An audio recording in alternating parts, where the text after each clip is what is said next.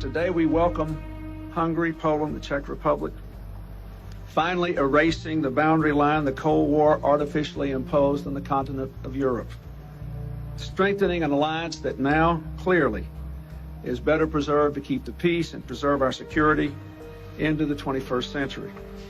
Our goal is to help to build a Europe that is undivided, free, democratic, at peace, and secure. Today we proudly welcome Bulgaria, Estonia, Latvia, Lithuania, Romania, Slovakia, and Slovenia.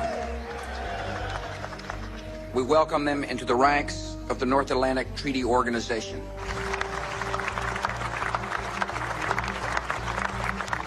This is a special moment in the hopeful story of human liberty, as America formally declares its support for Albania and Croatia's entry into NATO. J'ai entendu de la bouche de M. Gorbatchev et de responsables américains, dont James Baker, qu'il y avait eu un accord avec l'URSS pour ne pas élargir l'OTAN vers l'Est. Oui. Quand on a étudié la question de la réunification allemande et du départ des troupes soviétiques d'Europe de l'Est, les responsables américains et le secrétaire général de l'OTAN, je crois que c'était M. Werner à l'époque, ont tous affirmé que l'URSS pouvait être sûre d'une chose. La frontière orientale de l'OTAN ne serait pas déplacée plus loin que la frontière actuelle de l'Allemagne de l'Est. Et ça n'a pas été respecté. Rien n'avait été couché sur le papier, c'est une erreur de Gorbatchev. En politique, il faut toujours mettre les choses sur papier. Gorbatchev s'est contenté de parler avec les Américains. Mais ça ne se passe pas comme ça. L'OTAN a été créée quand il y avait une confrontation entre deux blocs, le bloc de l'Est et le bloc de l'Ouest, entre ce qu'on appelait les deux camps. Mais le pacte de Varsovie n'existe plus, l'Union soviétique non plus.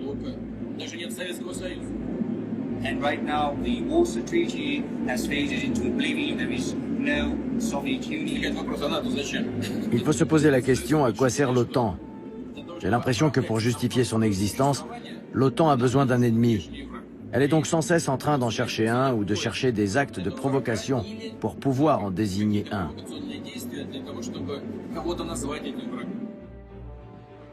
The unipolar world that had been proposed after the Cold War did not take place either. However, what is a unipolar world?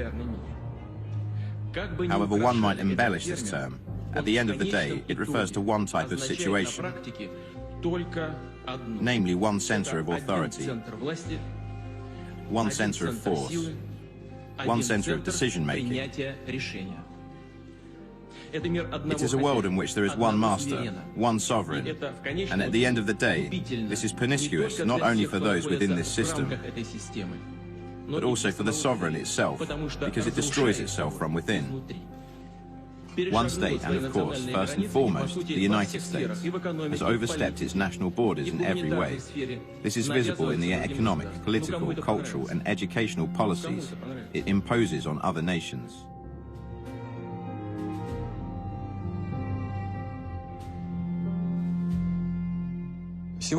Aujourd'hui, l'OTAN n'est qu'un outil de la politique extérieure américaine. Les États-Unis n'ont pas d'alliés, uniquement des vassaux. Quand un pays devient membre de l'OTAN, il a beaucoup de mal à s'opposer à la pression émanant d'un pays aussi important que les États-Unis, qui pilote l'organisation. Il peut soudain voir apparaître sur son territoire un système de défense antimissiles balistiques, de nouvelles bases militaires et même, si besoin, des armes offensives. Et nous, que devons-nous faire face à cela? Nous devons prendre des contre-mesures, c'est-à-dire mettre dans la ligne de mire de nos missiles les installations qui, selon nous, commencent à représenter une menace. C'est ainsi qu'apparaissent les tensions. Pourquoi réagissons-nous de façon si épidermique à l'élargissement de l'OTAN?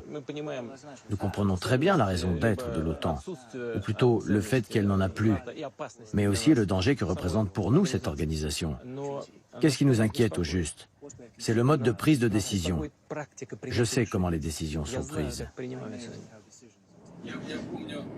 Je me souviens de l'une de nos dernières rencontres avec le président Clinton. Il était venu à Moscou. Au cours de la discussion, je lui ai demandé si on ne pourrait pas envisager que la Russie intègre l'OTAN. Clinton m'a répondu qu'il n'était pas contre, mais toute la délégation américaine est soudain devenue très nerveuse. Et vous avez fait la demande? Pourquoi les Américains étaient-ils si nerveux? Parce que si la Russie intégrait l'OTAN, elle aurait toujours voix au chapitre. Et nous ne nous laisserions jamais manipuler. Mais nos amis américains ne l'accepteront jamais. Si vous faisiez partie de l'OTAN, vous devriez partager vos données sur le nucléaire avec les États-Unis. Après l'effondrement de l'Union soviétique et le changement de notre système politique, nous avons fait preuve d'une ouverture telle, y compris vis-à-vis des Américains, que cela a même englobé la situation de nos forces nucléaires. On n'avait quasiment plus aucun secret. Les observateurs américains ont eu accès à l'une de nos plus importantes usines de fabrication de composants nucléaires, et ce, de façon permanente. On a vraiment tout mis sur table. Et cela ne représentait pas une menace pour nous.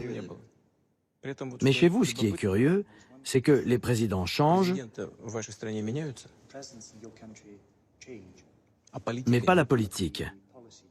En tout cas, pas sur les questions de principe. Autrefois, les soviétiques étaient très réalistes vis-à-vis de la politique des Américains. Ils essayaient toujours de comprendre leurs intentions. Je ne sais pas si vous avez toujours des groupes d'experts chez vous. J'imagine que oui, qui vous disent de façon très précise quelles sont les intentions des États-Unis. Oui, bien sûr. À mon avis, quand on pense qu'on est la seule puissance mondiale et qu'on tente de faire entrer cette idée dans la tête de millions de gens, on fait naître des réflexes impérialistes au sein de cette société.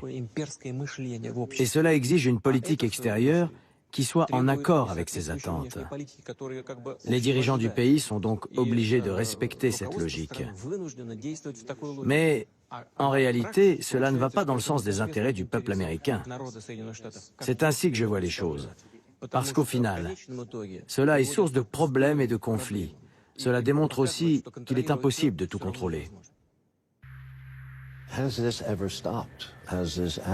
Je crois que cela a toujours été comme ça aux États-Unis. La Russie est leur ennemi désigné. Elle l'était sous le communisme, elle l'est sous le poutinisme. C'est l'ennemi par excellence. Après la Seconde Guerre mondiale est apparu le système des deux blocs. Je pense que l'Union soviétique a fait alors une erreur stratégique. Mais à cette époque, elle réagissait de façon assez primaire et doctrinaire. Elle a ainsi fourni un prétexte aux États-Unis et aux pays européens pour créer l'OTAN et s'engager dans la guerre froide.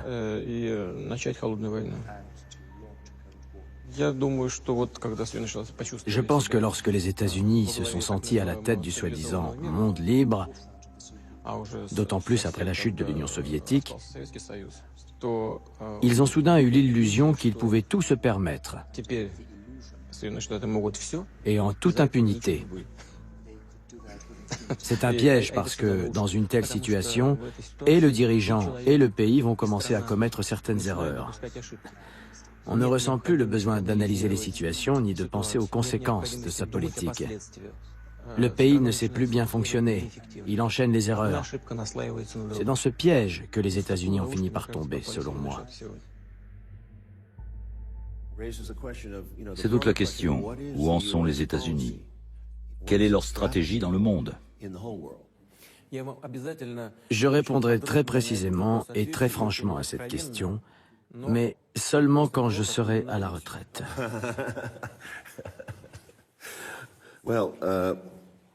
Je peux vous dire ce que j'en pense et vous pourrez réagir. Je sais que beaucoup de gens bien renseignés pensent que la stratégie américaine est de détruire l'économie russe pour la faire régresser à son niveau des années 90. Les États-Unis veulent changer le leadership russe pour faire de ce pays un allié. En gros, ils veulent dominer la Russie comme par le passé. Les États-Unis pensent qu'ils ne sont pas allés assez loin, qu'ils auraient pu la priver de son arsenal nucléaire. C'est une théorie envisageable. C'est tout à fait possible. Mais si c'est le cas, je pense que c'est une politique erronée. Parce qu'elle n'envisage pas les relations avec la Russie dans une perspective d'avenir. Les gens qui pensent ainsi ne se projettent pas dans les 25 à 50 prochaines années. S'ils le faisaient, ils envisageraient leurs relations avec la Russie sous un angle très différent et ils n'essaieraient pas de faire de la Russie leur vassal. Je comprends. La Russie ne lâchera rien. Sous Staline, les Russes ont donné leurs bijoux, tous leurs biens pour soutenir leur gouvernement contre les nazis. C'était bien plus qu'une question d'argent, c'était leur vie qu'ils jouaient. Notre peuple s'est battu jusqu'à la dernière goutte de sang, pas jusqu'à son dernier kopek. La chose la plus importante en Russie, c'est son peuple, sa conscience collective, sa façon d'être.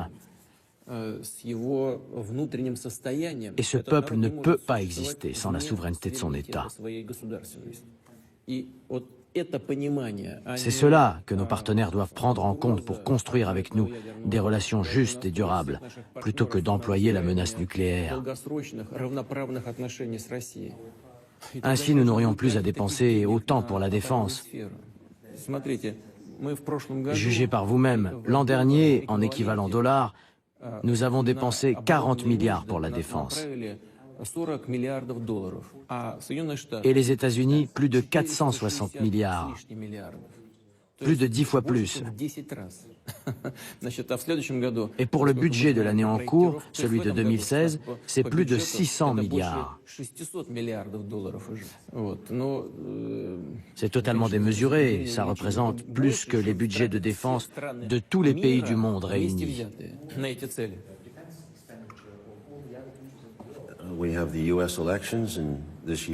Nous avons des élections en Amérique cette année. Aucune de ces questions, l'environnement, quelles alliances établir, n'ont été abordées. La rhétorique est celle de la force, pas de concession. On relance l'effort militaire. Et c'est le cas des deux côtés, y compris chez Hillary Clinton, qui a vraiment viré néoconservatrice en faveur de la ligne dure vis-à-vis de la Russie. Elle a d'ailleurs soutenu l'intervention en Syrie.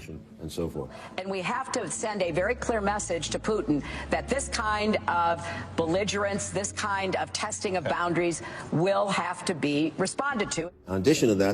Et pour couronner le tout, le Pentagone a récemment affirmé par la bouche du général Joseph Dunford que la Russie constituait la principale menace pour les États-Unis. Il a fait une déclaration très musclée. If you want to talk about a nation that could pose an existential threat to the United States, I'd have to point to Russia. And if you look at their behavior, it's nothing short of alarming. Nous savons tout cela, et nous ne pouvons bien sûr pas nous en réjouir. Pourtant, nous avons toujours été prêts au dialogue, dans quasiment tous les domaines. Mais durant leurs campagnes électorales, les États-Unis ont malheureusement pris la mauvaise habitude d'user et d'abuser de la question russe. Ensuite, on nous dit de ne pas y prêter attention, que c'est juste de la rhétorique de campagne. Nous nous mettrons d'accord après. Mais sacrifier des relations entre gouvernements et entre États sur l'autel d'un processus électoral est une grande erreur, selon moi.